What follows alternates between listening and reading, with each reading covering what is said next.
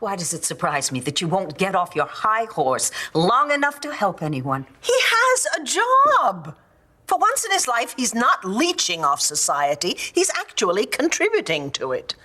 He's serving drinks, mortgaging his very joie de vivre that makes David David.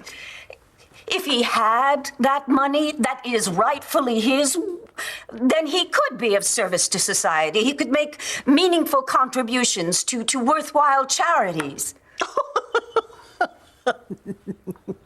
It could happen. Yeah, when pigs fly.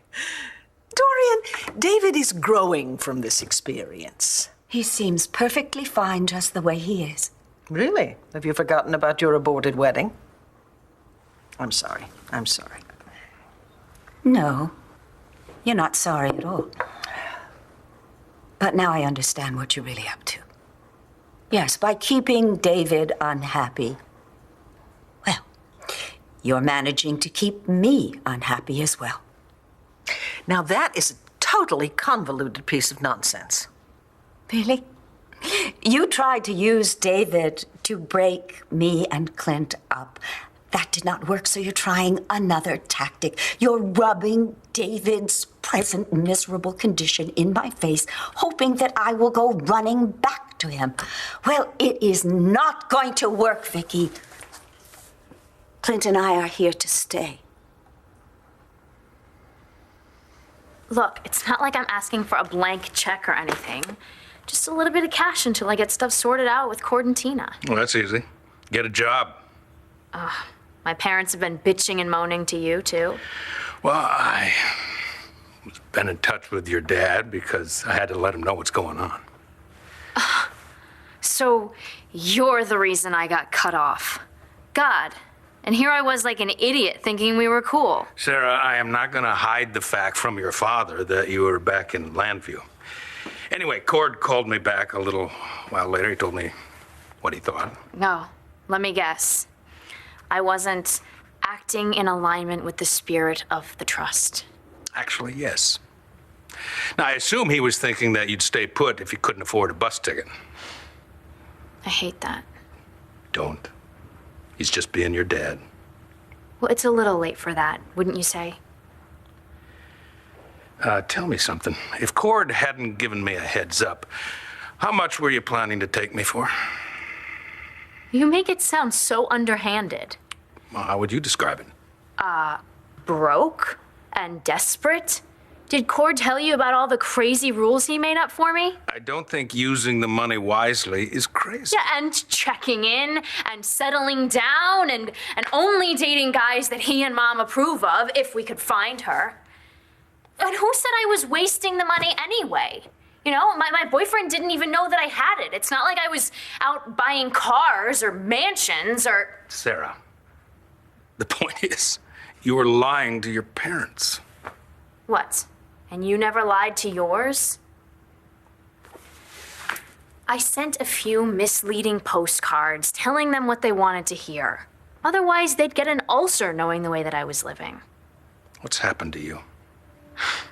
Todd Manning, that's what happened. I was going along just What fine. I mean is, what happened to you? When did you become so untrustworthy? My filing cabinet? Are you serious? Dude, that's my laptop. Okay, that's a shredder. You really expect to get anything from that? Thank you. Quite the load here. Well, looks like you got your work cut out for you.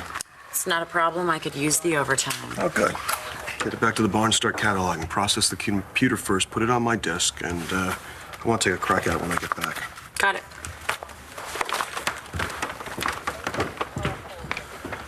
Well, looks like my guys made a bit of a mess. Save it. You're not sorry. Yeah, I wasn't really apologizing. Did you really think you could lie to my face and get away with it? John, don't do this. It's done. It was done when you obstructed this case. Whatever happens now, it's on you. No, it's on you. I warned you about this months ago. You're gonna hate where it leads.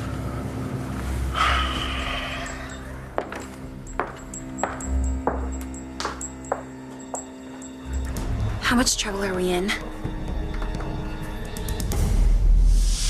Dorian, I am not going to fight with you today. We're not fighting. It's over. I won a long time ago. Whatever. I know what you're doing. You're lying in wait to tear me and Clint apart. Actually, you're wrong. You can have Clint with my blessings. But for heaven's sakes, try and be happy. What?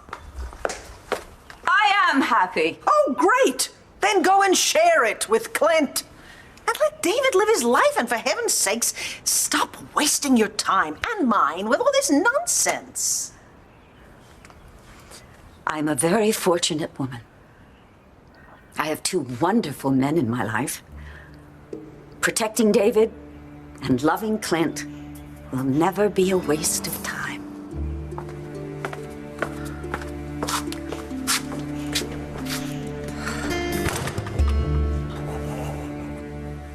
You sound just like Dad. Why can't you be like this? Why can't you be like that? Oh, neither of us wants you to be any particular way. Sure you do. You both want me to be some perfect Buchanan maiden that has just enough attitude to be entertaining, but when it comes down to it, she's just a doormat who will tell you you're the king of the world. Sarah, you know, the last time that you were home, you were sick and living on the streets. I was living the way that I wanted to. Well, your dad is worried about your welfare. He's only trying to help. Cord's help always comes with strings. Like the strings you attached to the deal you were doing with Nigel? Okay, that was wrong. Talk to your parents. I don't even know where Mom is. All right, then just talk to Cord. He just wants to control me. And that's what this whole trust fund thing is about. I never even asked for money. He just set it up and then didn't tell me about any rules until I was hooked. You make it sound like an addiction. I'm sure that's the way he wanted it. Well, getting a job would break the habit. Why do you believe him over me? You never even asked me for my side of the story. Sarah, you're my granddaughter, and I love you. And I'm always going to do what's genuinely good for you, whether you like it or not. But you won't give me any money. What I will give you is something at BE, an entry-level job. No thanks.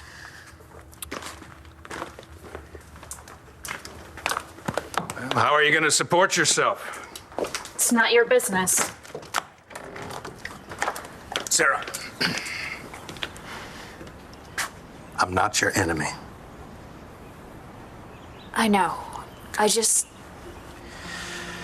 I already got a job, booking acts at Capricorn. So it's all good. Let's just forget this conversation ever happened. Moment of weakness. It won't happen again.